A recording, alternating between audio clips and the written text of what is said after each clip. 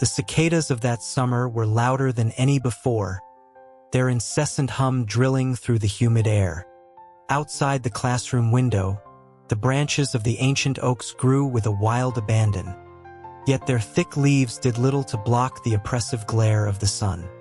During the mid-morning break, the top floor of Northwood Prep's main hall was always a chaotic symphony of noise.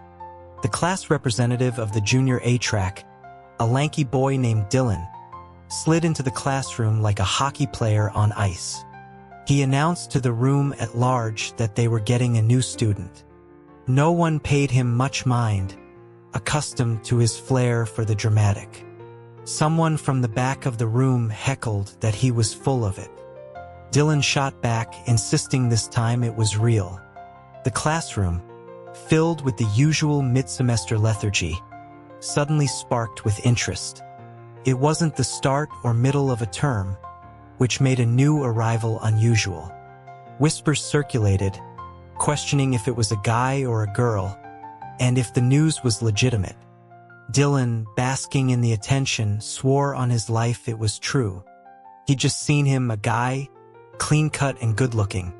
After a moment of thought, he added that some poor teacher must have poached him from another school, pulling up their star player by the roots. A wave of excited hoots filled the room, and a few girls discreetly glanced toward the last row. In the corner, a boy was slumped over his desk, catching up on sleep. One hand was cupped over the back of his neck, his long fingers slightly curled, revealing the sharp line of his wrist bone. The escalating noise finally seemed to pierce his slumber. He ruffled his short, dark hair and turned his head, seeking a quieter position on his folded arms. The girls quickly looked away, their chatter softening. They asked Dylan where the new guy was from. Dylan named a school on the West Coast. A collective confusion fell over the group. None of them had ever heard of it, though they reasoned it must be another top-tier private school for him to transfer into their advanced program. One boy, furtively pulling his phone from under his desk, offered to look it up, asking his friends to keep watch for teachers. A few taps later, his expression froze. He held up the screen for the others to see, and a similar stunned silence spread among them. Finally, someone broke the quiet, asking if he was really from out of state. An out-of-state student transferring to a competitive Connecticut school after sophomore year, just to take on their grueling curriculum? The consensus was that the handsome new kid must have a screw loose. The new kid with the screw loose, Evan Shang, was currently in the dean's office, awaiting his sentence. The air conditioner was an ancient, rattling beast that only cooled a small patch of the room, a feature best appreciated by the middle-aged. Evan stood directly in its path, the cool air turning the slight dampness at his hairline to an icy chill. He was listening to a series of long voice messages from his father, a typical barrage from Michael Shung. He only caught the gist of each one before cutting it off. His father had spoken with Arthur, the driver, and was wondering why Evan had gone upstairs alone, suggesting it would have been better to have someone show him around. He asked how the school felt compared to his old one and whether he had met Dean Miller yet. Evan swiped through the messages, a small, exasperated sigh escaping him with each one. He knew Arthur, of course, but Dean Miller? He had no idea who that was. Holding down the send button, he recorded a brief reply, asking who Dean Miller was. His father's response was immediate, a text this time, correctly guessing that Evan hadn't listened to the messages in full. Evan fanned his shirt collar, pretending his service was spotty. A moment later, his phone rang. His father's voice, tinged with weary resignation, explained that Dean Miller was the head of student affairs, not particularly tall, but proper-looking, perhaps a bit stern. He was supposed to have met Evan. Evan tried to recall the teacher who had led him upstairs.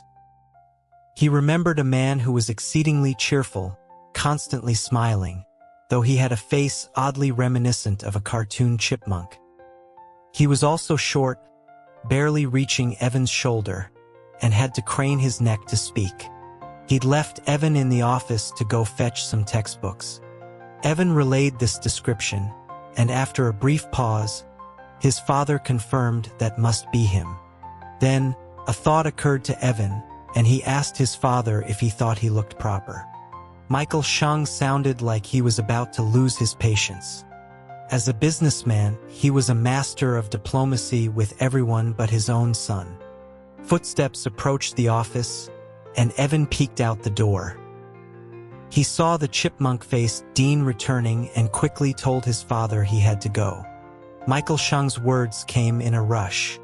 He urged Evan to be on his best behavior, to make a good first impression, and to refrain from giving his teachers nicknames. Evan gave a non-committal hum of agreement. His father then hesitated before adding, in a voice that was a little too casual, that Arthur would pick him up in the evening. He'd be home by then, and they would all go out for dinner with Olivia. He wanted to know if that was all right. Evan's lips thinned. Olivia Jong. She had a son. He'd only seen a couple of blurry photos of her, glanced at with deliberate indifference.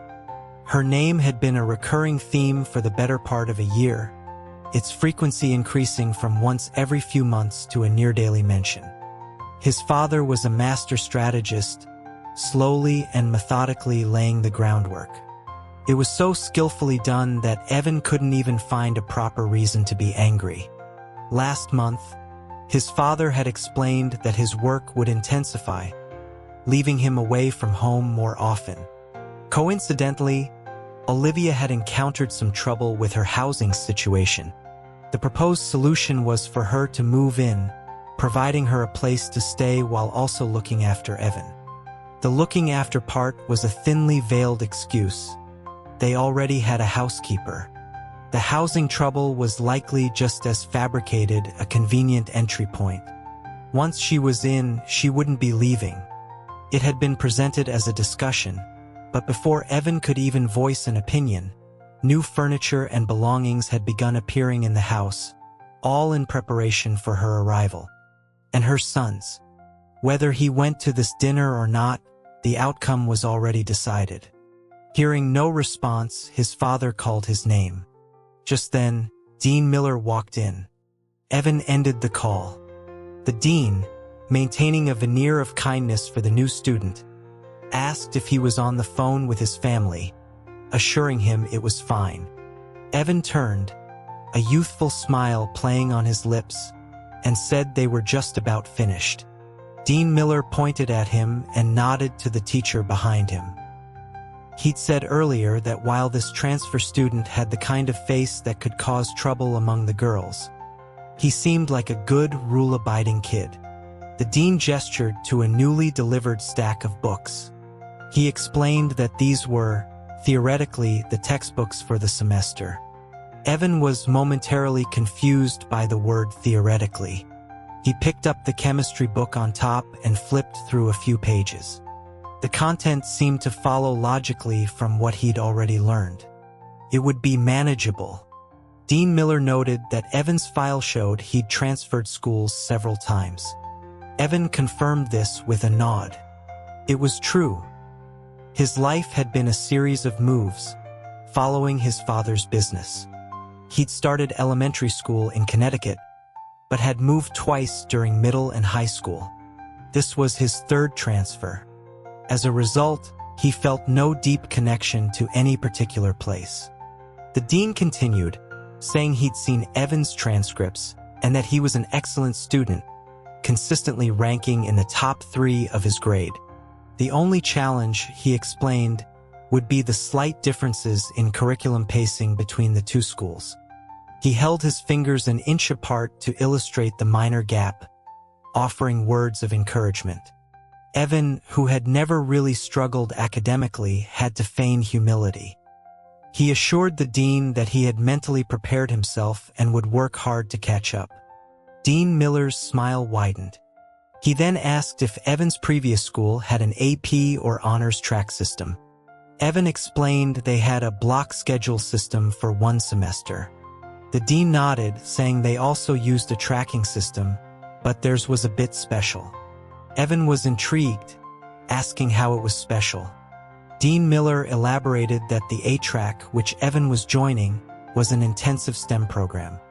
Twice a semester, after midterms and finals, the bottom 3 students were moved down to the B-track, and the top 3 from B-track were moved up. In short, while other schools let you choose your path, at Northwood you could get kicked off of it. After sufficiently intimidating the new student, Dean Miller led Evan across a manicured courtyard toward the main hall. As they passed a large glass case filled with portraits and awards, Evan's eyes lingered on the wall of deadpan student photos, which looked more like a collection of mugshots. The school's aesthetic was certainly unique, he thought. The dean, however, puffed up with pride, pointing out that while the number of freshman competitions wasn't high, their school had performed exceptionally well. Most of the students on this wall of scholars, he announced, would be Evan's new classmates. Evan, who was terrible with faces, had little interest in memorizing them. But one face stood out. Firstly, because it appeared repeatedly, turning the wall into a game of memory match. And secondly, because his name was Liam Jiang. The last name was the crucial part. Evan admitted to himself that he could be petty, and lately, anyone with the surname Jiang was on his bad side. As Dean Miller admired the display for the 1000th time, his expression soured.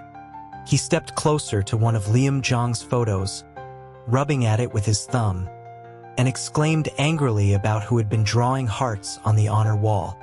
Evan, standing beside him, unhelpfully pointed out that it looked like more than one person had done it.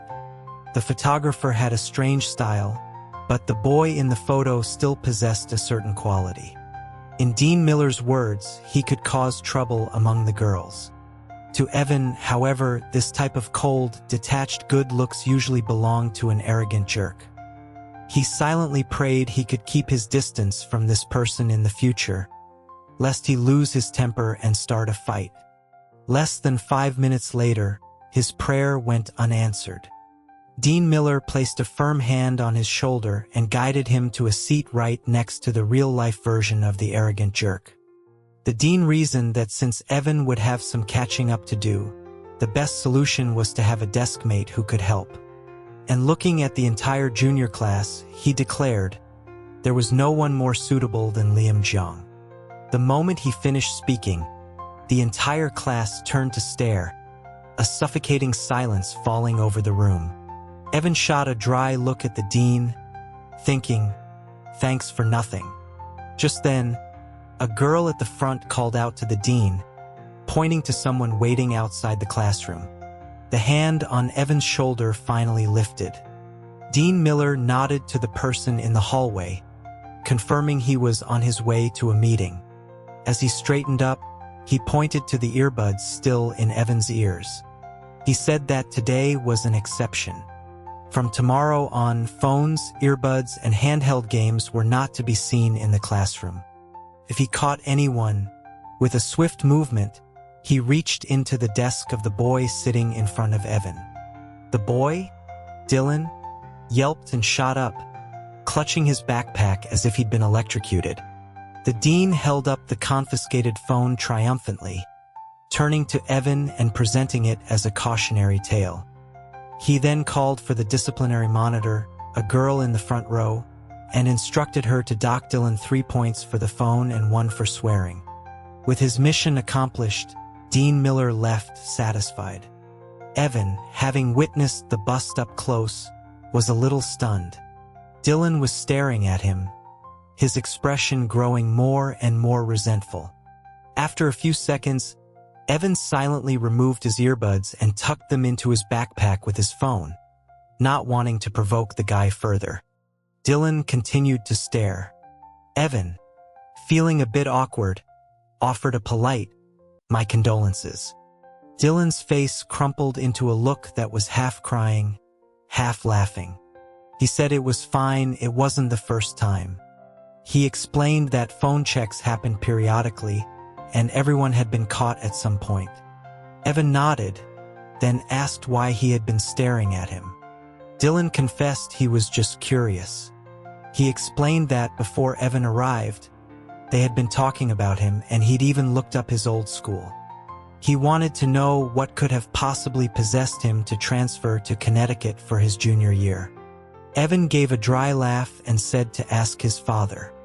Dylan, rubbing his buzz cut, was about to ask more questions when the bell rang.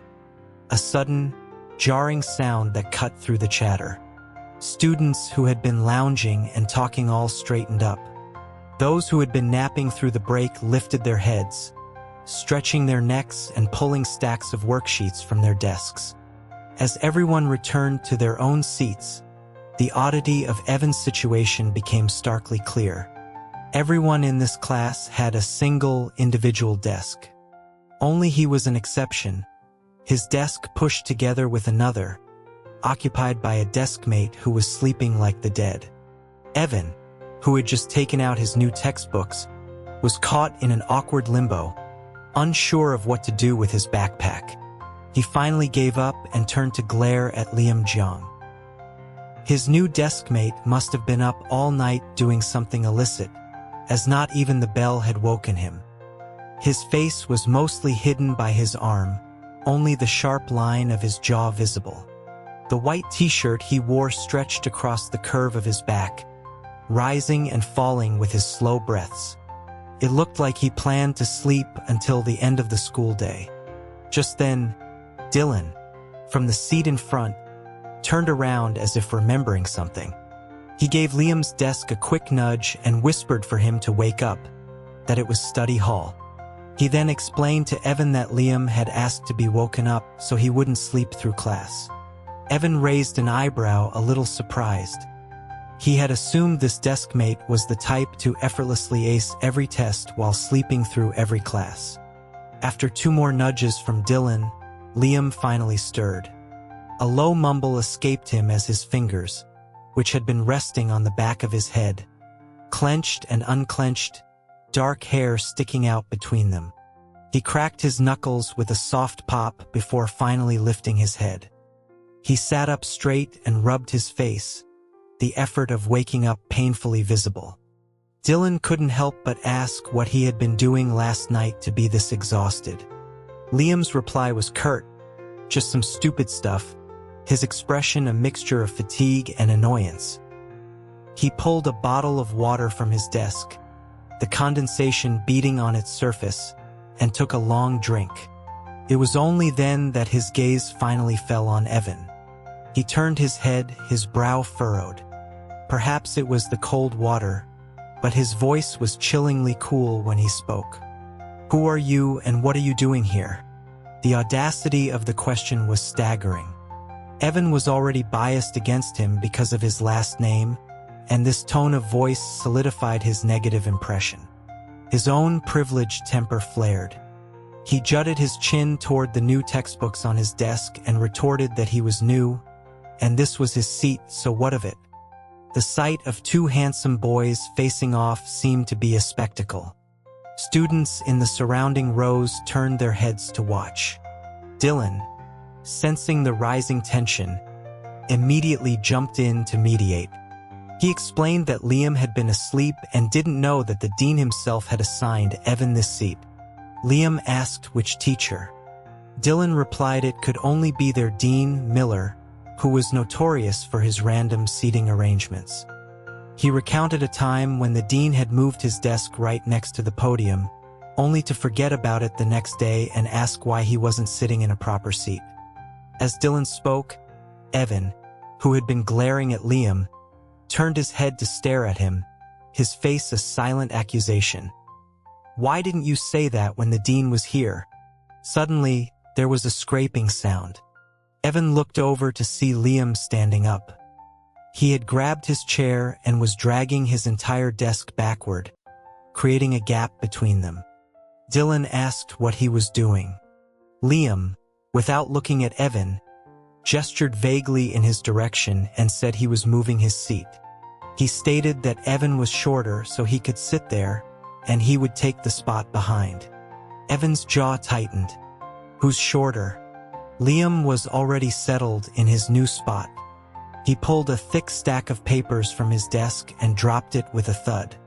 Leaning back in his chair, he finally looked up at Evan and asked, "Are you taller than me?"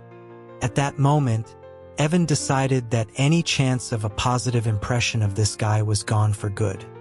He shoved his own desk to the left, aligning it with the rest of the row, and stuffed his backpack underneath. Just as he sat down, Dylan tapped his desk with the end of a pen.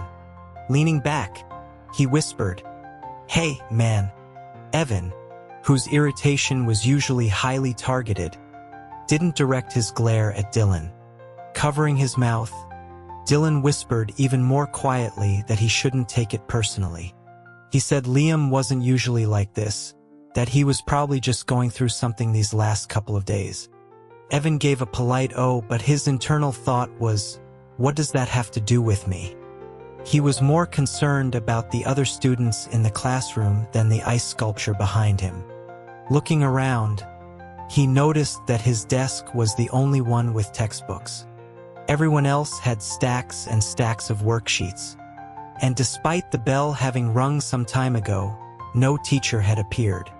He wondered what was wrong with this school. Before he could voice his confusion, the ever-helpful Dylan spoke up again. He explained that since it was a Saturday during the summer session, the entire day was dedicated to self-study. Then he asked if Evan had brought any worksheets to do. Evan reminded him, with a hint of exasperation, that he had just arrived today. Dylan, pointing at the pristine textbooks, asked what he was going to use to review. The word review caught Evan's attention. He repeated it, a sense of foreboding creeping over him. He asked flatly why he would need to review. Dylan explained it was because of the exam tomorrow. Evan stared at him as if he were speaking another language. An exam on what? The material from sophomore year? That was last semester's final. Dylan pointed to the stack of new textbooks Evan had just received and said that. Evan felt his world tilt. He asked Dylan to repeat himself. Perhaps his dumbfounded expression was amusing, because Dylan broke into a grin. Evan, pointing a trembling finger at the textbooks, stated in a monotone voice that Dean Miller had told him these were the new materials for this semester. Dylan confirmed this was theoretically true, but they had already finished learning all of it. He explained that their summer break was only 10 days in July, and they had been in class ever since, finishing the material just a few days ago. Every subject, math, physics, and chemistry were done. Literature was a little behind, and English never followed the textbook anyway. A wave of nausea washed over Evan. He asked, his voice strained, if he was expected to take an exam tomorrow on 5 subjects he had never studied. Dylan's simple yes was the final blow. He asked if he could take a sick day. Dylan thought it was unlikely. He patted Evan's shoulder with mock solemnity and said, "Friend, the road is long. Good luck." He added that once they graduated, they should definitely hire someone to beat up Dean Miller. The shock was so profound that Evan spent the rest of the day in a daze. It wasn't until his phone rang, a call from Arthur, that he realized study hall was over. The classroom was nearly empty. Dylan had apparently said goodbye before leaving, and the obnoxious guy behind him was also gone. On the way to the school gate, he got a call from his father. Michael Shang could sense something was wrong from Evan's single-word greeting. He asked what had happened. Evan, slouched in the back seat with his forehead pressed against the cool glass of the window, replied numbly that he had a small request. His father told him to go ahead. "I want to drop out." There was a moment of stunned silence, followed by a burst of laughter from his father. He sounded almost proud, asking if this was really his son. Evan had always been a peacock, preening and confident. The only time he ever admitted defeat was when he was a small child throwing a tantrum. Hearing that tone of voice again after so many years seemed to soften his father. He asked gently what had happened to upset him so much. Evan let out a bitter scoff, about to unload a day's worth of frustration, when he heard a muffled female voice in the background. His father's voice suddenly became distant as he covered the phone to reply to her. Evan froze, all his anger and resentment draining away, replaced by a weary apathy. He muttered that it was nothing, just kidding, and that he was hanging up. His voice sounded surprisingly cheerful as he lied. His father asked where he was. Evan glanced out the window. The car was driving down the main street, and he could see the turnoff for Willow Lane not far ahead. A couple of food trucks were parked at the entrance to the old street, steam rising in the evening air. The old family house was on Willow Lane, the one he had lived in until he was 5. He and his mother had visited a few times before she passed away when he was 8. After that, he had never been back. The neighborhood had changed so much, and his memories were faded. Yet the sight of that rising steam stirred an unexpected flicker of nostalgia. When Arthur pulled the car into the driveway, Michael Shang was already waiting. The sky was a bruised twilight blue, and lights were beginning to appear in the windows of the house. Evan got out of the car, head down, and heard his father call his childhood nickname. "Evan, this is your Aunt Olivia. And this is her son, Liam. He's a little older than you, so you should call him your brother."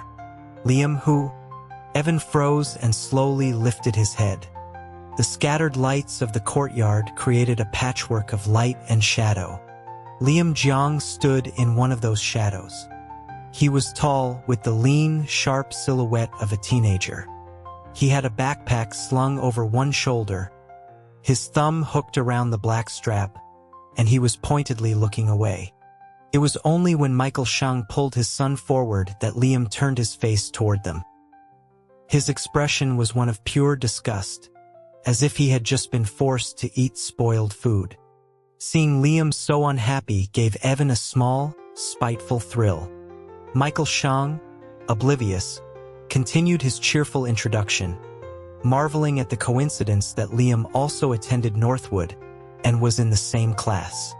He clapped a hand on Evan's shoulder, trying to nudge him forward, and asked if they had already met during the day. He looked from his son to Liam, expecting an answer. Liam, of course, ignored him. In a flash, his expression had smoothed back into its usual cold mask, and he looked at Evan as if he were a complete stranger. "Liam," a soft voice said. It was only then, hearing the woman's gentle tone, that Evan remembered there was another, more important person present. Olivia Jiang stood next to her son. She was dressed simply, a far cry from the image Evan had constructed in his mind. She was tall for a woman, yet she was still dwarfed by her son. The contrast made her seem gentle, almost fragile. She touched Liam's arm and whispered his name again, reminding him that Mr. Shang had asked him a question. Liam turned his head away, a flicker of instinctive annoyance and resistance crossing his face.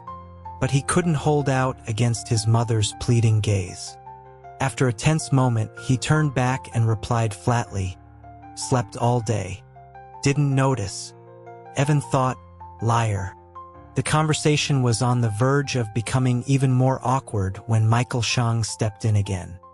He laughed it off, saying it was normal not to recognize everyone on the first day and that they would get to know each other over time. Liam looked at him, his expression unreadable, and shifted his backpack, as if preparing to leave. He opened his mouth to say he was going, but Olivia's voice cut him off. "Please stay for dinner with me first." Her tone was gentle, but with an undercurrent of pleading that was almost a beg. Evan could almost see the defiant spirit within Liam's struggle for a moment before reluctantly submitting.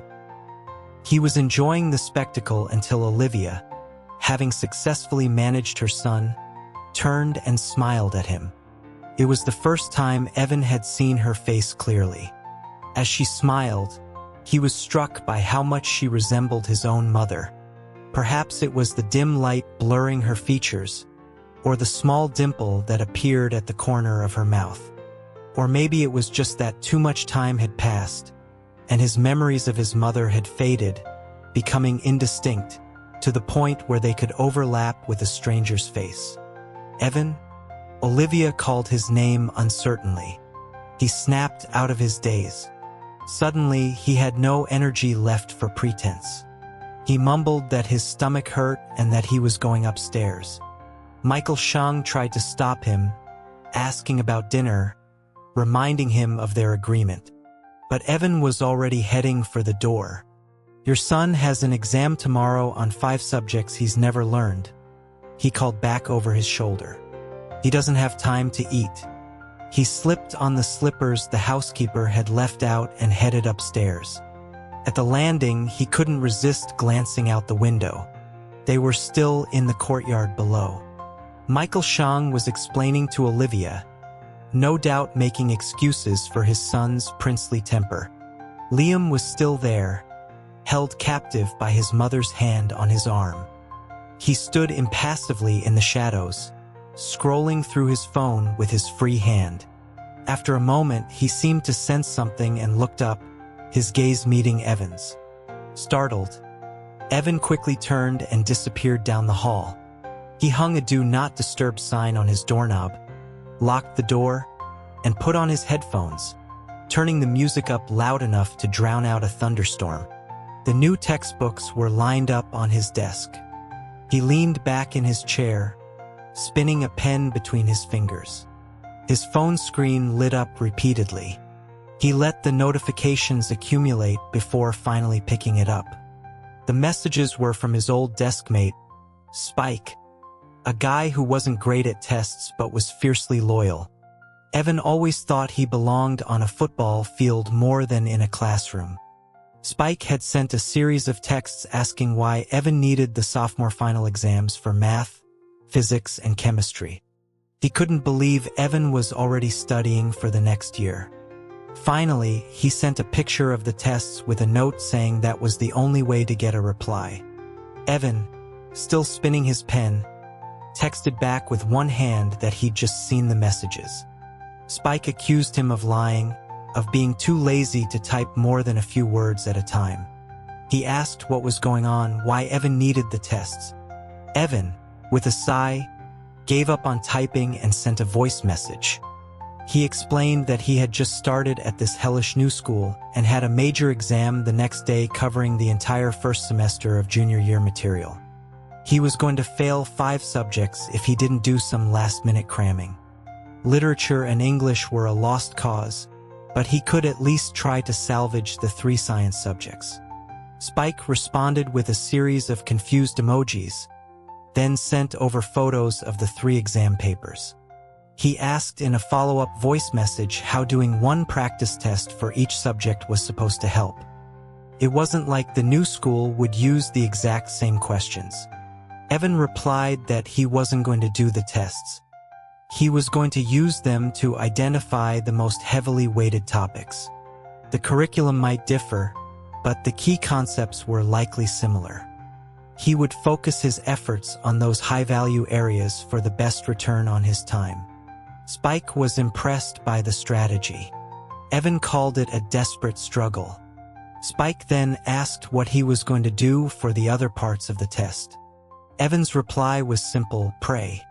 As he said it, a wave of bitterness washed over him. In his 16 years, he had never had to rely on luck for an exam. He then asked Spike for the old guessing pattern they used to joke about. Spike excitedly replied that he had it written down and would send a picture, celebrating the fact that he would finally get to see Evan resort to such tactics. Around midnight, Evan finished reviewing chemistry and physics. His eyes were dry and sore, but his stomach was sorer. He was starving. He searched his usual snack hiding spots and found them empty. He had no choice but to open his door. As expected, there was a sticky note on it. It was from the housekeeper, informing him there were washed grapes in the fridge and chicken and wild rice soup being kept warm in the kitchen.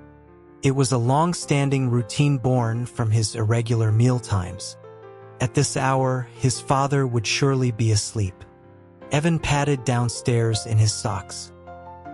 He had just stuck his head in the fridge when he heard his father's low voice coming from the patio.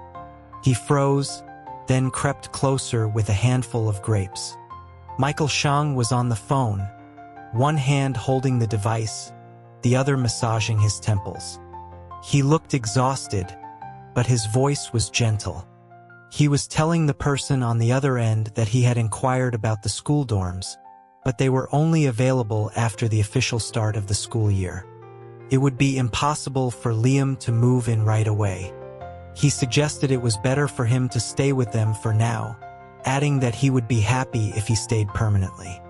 He offered to help Olivia move the rest of her things in a couple of days.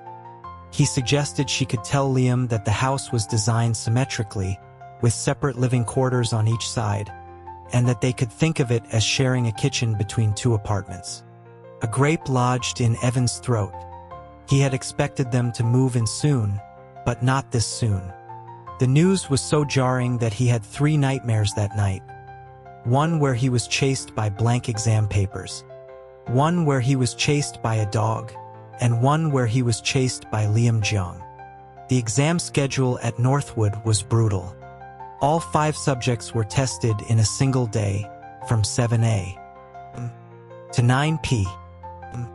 The first exam was math, a cruel way to wake up the students' brains. The proctor counted out the papers and had the front row pass them back. Dylan handed Evan a paper, whispering to ask what his plan was. Evan gave a humorless laugh and said he'd just bubble and see for all the answers and hope for the best. Dylan started to say something, but a sharp look from the proctor silenced him. A moment later, Evan understood Dylan's unfinished thought. He scanned the test paper and realized, with a sinking feeling, that there were no multiple-choice questions. As he sat there in a state of numb shock, he felt a poke on his shoulder. Liam's low voice came from behind him.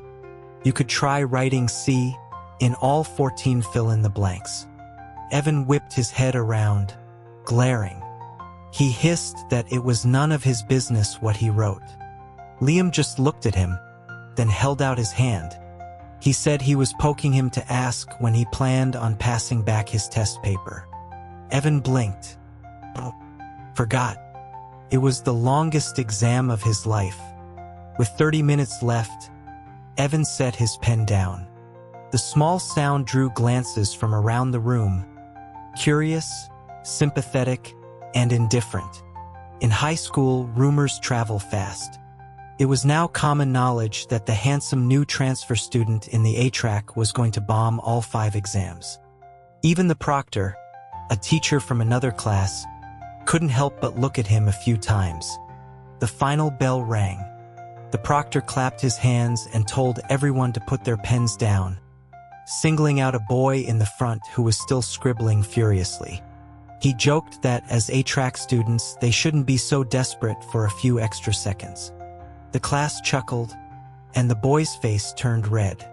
Someone behind him joked that even the new kid was more composed than him.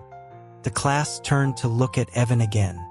The teasing wasn't malicious, but it wasn't exactly friendly either. It was the casual exclusion that always came with being the new kid. Evan was used to it. He even played along with a smile, saying, "Exactly." The students seemed surprised by his response. The proctor instructed the last person in each row to collect the papers. Liam stood up and tapped Evan's desk to signal for his test.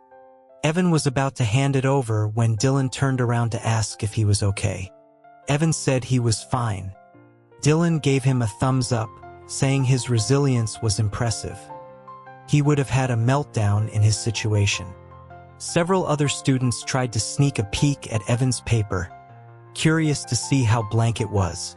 But before they could see anything, Liam snatched the paper away. By the time Evan looked up, his test was gone, and Liam was already collecting Dylan's. Finally, one exam was over. Evan stood up to stretch and grab his water bottle. The proctor looked at him, confused, and asked what he was doing. Evan was equally confused. He said he was just getting some water. He looked around and noticed that everyone else was still seated. The proctor explained that the test wasn't over. He picked up a large manila envelope and said there was still another part. A wave of dread washed over Evan as he sank back into his chair. Dylan leaned back and whispered that he probably didn't know. Math had 2 parts, the main test for 2 hours, and then an additional section of advanced problems for another 30 minutes. As he spoke, the proctor began distributing the new test papers.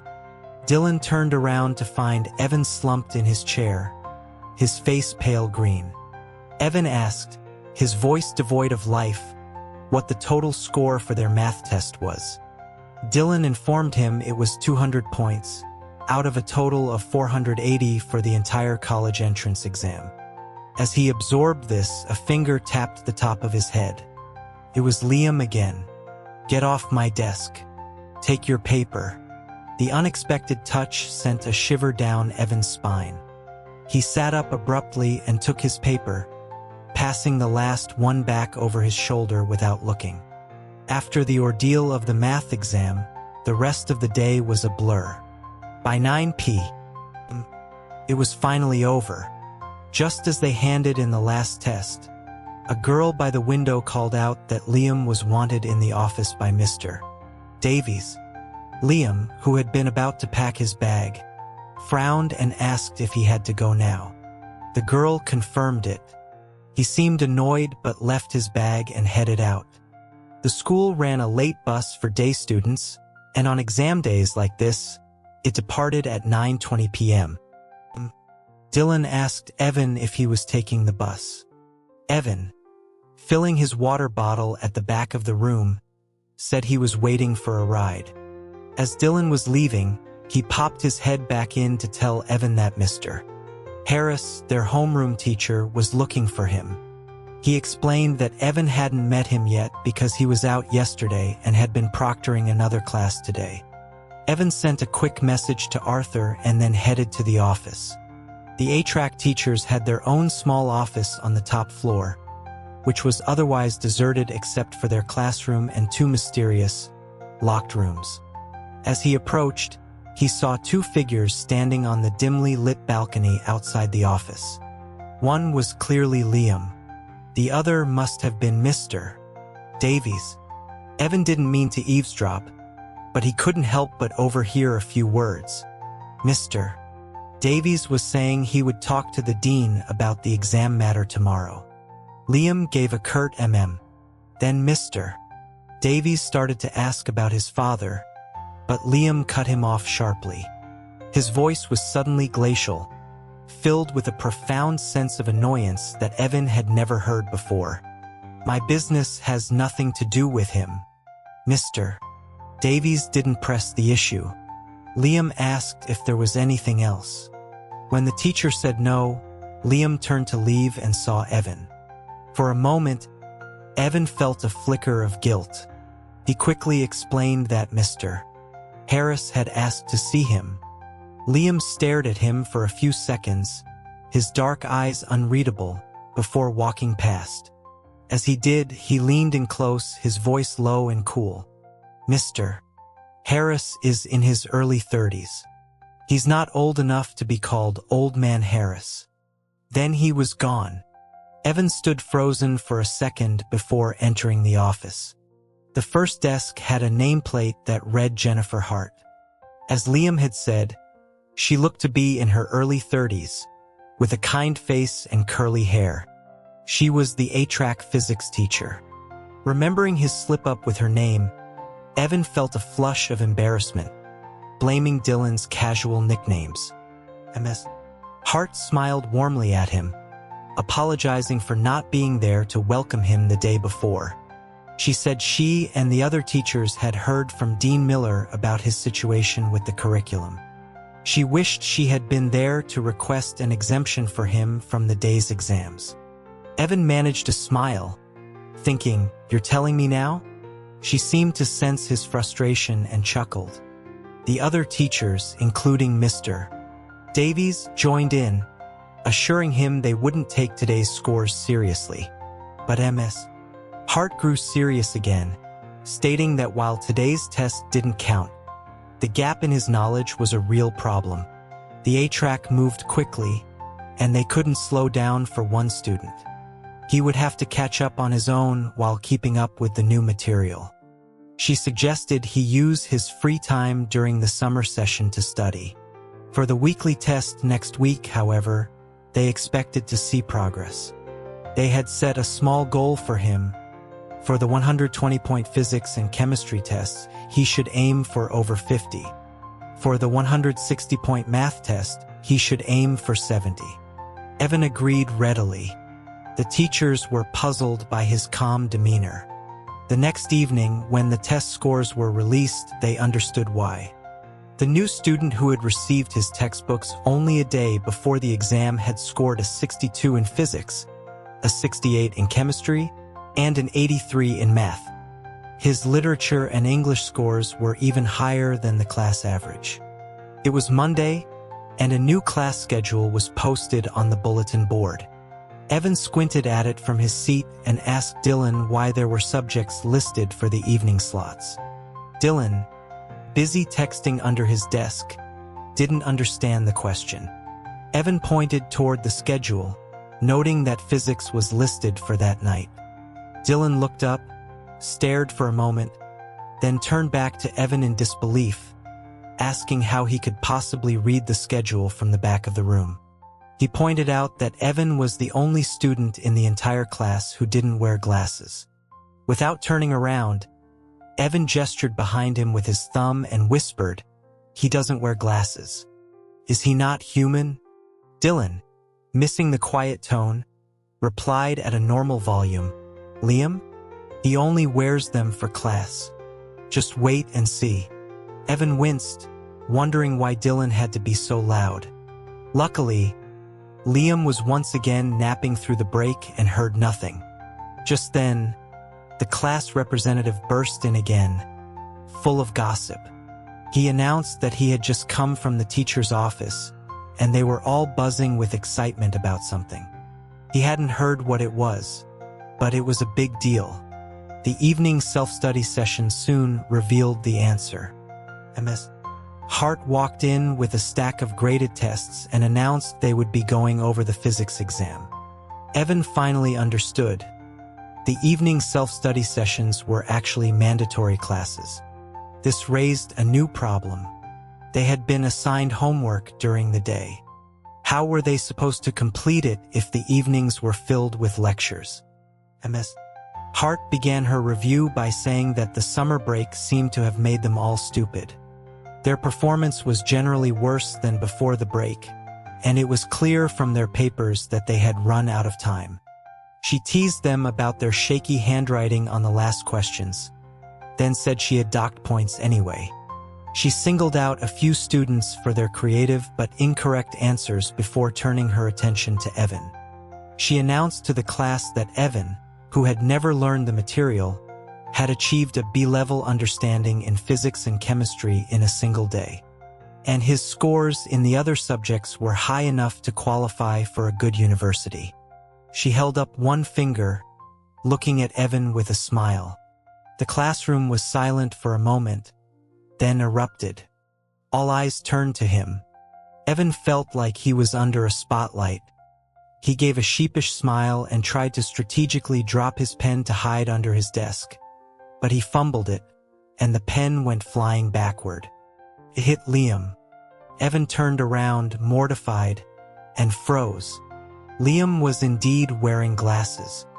They were thin, with delicate silver frames that, on anyone else, would have looked scholarly.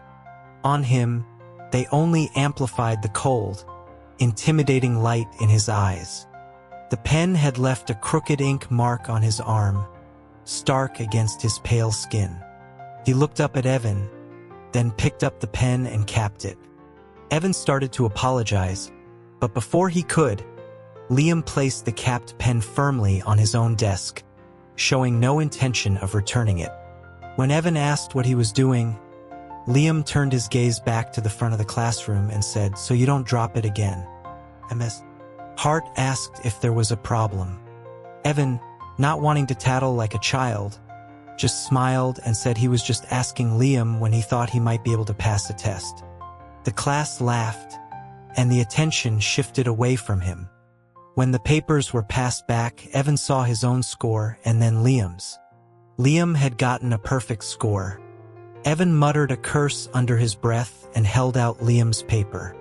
He offered to trade the paper for his pen.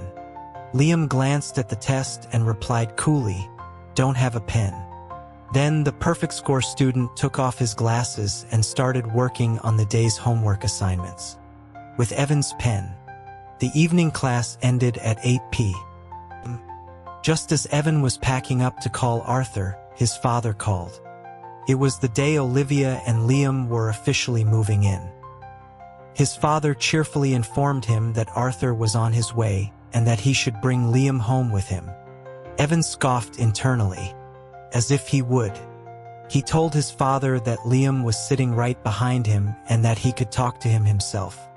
He turned to pass the phone back, only to find the seat empty. Liam had vanished. "Hello, is this Liam? This is your Uncle Michael," his father's polite voice said from the phone. Evan sighed and replied, "Uncle Michael, it's your son, Evan." His father, annoyed, asked where Liam was. Evan said he was gone. After a brief, muffled conversation with someone on his end, his father told Evan to wait while he had Olivia call Liam. The minutes ticked by. The classroom emptied, the sounds of students fading down the hallway until the top floor was silent. Evan stared at his phone, the ongoing call timer a stark reminder of his childhood, waiting for his perpetually late father to pick him up from an empty school. A sharp clicking of heels broke the silence.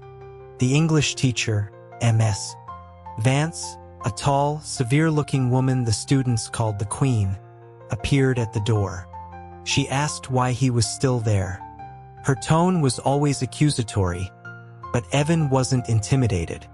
He said he was waiting for someone. She glanced at the phone on his desk and raised an eyebrow, asking if he was bold enough to leave it out in plain sight. Evan wordlessly picked it up and offered it to her. She scoffed, saying she wasn't Dean Miller and that if he wanted to turn it in, he could take it to the Student Affairs office himself. Then she was gone. Just as she left, his father's voice came through the phone again. He said that Olivia had spoken to Liam. He was with a teacher in the office. His father reminded him to call Liam brother from now on. Evan flatly refused. His father, unfazed, relayed that Liam was often kept late for academic competitions and might not be home until 11. He told Evan to go home with Arthur and that he would send the driver back for Liam later. He ended by telling Evan to say goodbye to his brother before he left. Evan muttered in your dreams, slammed the classroom lights off, and hung up. The hallway to the stairs passed the teacher's office. Despite his protests, he glanced inside. All the teachers were there, hunched over their desks. There was no sign of Liam. He wondered if Liam had gone to a different office. He was about to ask when a text from Arthur arrived, saying he was waiting at the gate. Evan hesitated, then headed downstairs. The school was an old institution, an oasis of green in the middle of the bustling city. A large wooded area separated the campus from the surrounding noise. The students called it the Lover's Lane, a place for secret meetings away from prying eyes. As Evan walked through the dimly lit path, he heard voices from a nearby residential building, one of the apartment blocks for faculty and staff. Two figures emerged from a doorway. The light was flickering, but he could make out their silhouettes. He heard fragments of a conversation. A voice, sounding older, offered to walk with the other person because it was dark. The reply was a cold no need. The voice was familiar. Just then, Arthur called to him. As he walked toward the car, he thought he saw one of the figures look back. But it could have been a trick of the shadows. In the car, as the city lights blurred past his window, he realized the voice had sounded like Liam's. But he dismissed the thought. What would Liam be doing there? When he got home, the house felt different. Michael Shang and Olivia were waiting at the door. The housekeeper was gone.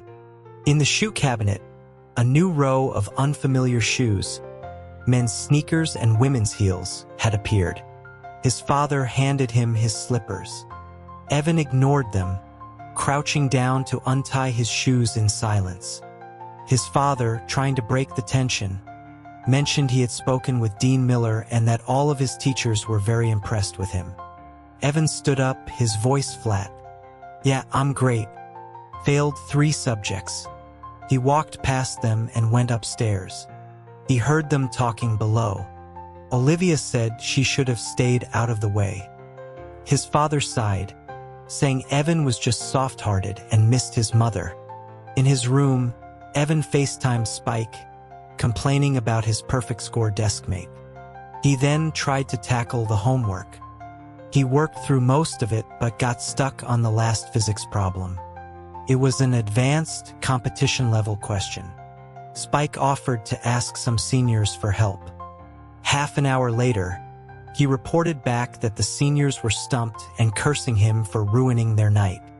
Evan, frustrated, went downstairs for a drink. The house was dark except for a single lamp. It was already 11 p.m. As he stood by his window, sipping cold water, he saw a figure standing by the street lamp outside the courtyard. It was Liam on the phone. Even from a distance, Evan could see the anger on his face. Liam ended the call, shoved his phone in his pocket, and stood there for a long moment before turning to look up at the house. Evan instinctively ducked behind the curtain, then felt foolish and pulled it back. But Liam had already turned and started walking away, in the opposite direction of the house. "Where are you going?" The words were out of Evan's mouth before he could stop them. A moment later, his father's head appeared in the window below, asking who he was talking to. 2 minutes later, Liam was being cornered in the living room by his mother and Michael Shang. Evan, peeking through a crack in his door, met Liam's icy glare and quickly shut it. Whatever they said, it worked. Liam stayed. Evan could hear his father showing Liam to the room next to his. The thought of sharing a wall with him was unsettling, an invasion of his space. He was still fuming when Spike texted, jokingly suggesting he ask his new brother for help with the physics problem. The idea was so absurdly brilliant in its potential for mutual humiliation that Evan almost considered it. He stood outside Liam's door, hand raised to knock, 3 separate times. Finally, he knocked. "Who is it?" Liam's voice was cold, as if he were the master of the house and Evan the intruder. Evan lost his nerve and stayed silent. The door opened. Liam was surprised to see him. His expression was hostile. "What do you want?" Evan, flustered, blurted out the first thing that came to mind. "Give me back my pen." Liam stared at him for a second, then turned, retrieved the pen, and handed it back. "Anything else?" he asked. Evan mumbled no. Liam shut the door in his face. Defeated, Evan returned to his room and wrestled with the problem for another 20 minutes before giving up. He heard movement outside his door and opened it to find Liam coming out of the shared bathroom across the hall. He had just showered, his hair damp. "Still something?" he asked, toweling his hair. Evan, on pure instinct, walked past him toward the stairs. "Getting a drink." He went down, got a bottle of water he didn't want, and went back up. This time, when he opened his door, Liam was leaning against the wall outside, scrolling through his phone. He looked up. "You've been in and out a dozen times. What do you really want?" Evan hid the worksheet behind his back. His pride won out. "None of your business," he snapped, and slammed the door. The next morning, Evan was the last one downstairs. Liam was already at the door, tying his shoes, clearly having woken up early to avoid him. As he was leaving, his phone buzzed. He glanced at it, and a strange, stiff expression crossed his face. He quickly typed something, then said to his mother without looking up, "Vincent sent the money. I'll transfer it to you." Olivia paused, surprised, and asked what today's date was. Liam's brow furrowed in irritation. He said it was nothing and that he was leaving for school. He had stuff to do. Evan vaguely recognized the name. Then it hit him. Vincent Keats. That was the name of Olivia's ex-husband, Liam's father.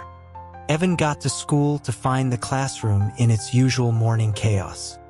He still had the unsolved physics problem. As he was wondering who to ask, Liam walked past his desk and dropped a small, folded note on it without breaking stride. On it was the complete, step-by-step solution to the problem. At the very bottom, in a sharp, messy script, were the words, "Next time, mind your own business." Evan crumpled the note, ready to throw it back. But out of respect for the elegant solution, he smoothed it out, took a picture of it with his phone, and then tossed the crumpled paper onto Liam's desk as he returned. Liam picked it up and saw Evan had added a line of his own. "As if I needed your help." He glanced at Evan, then back at the note.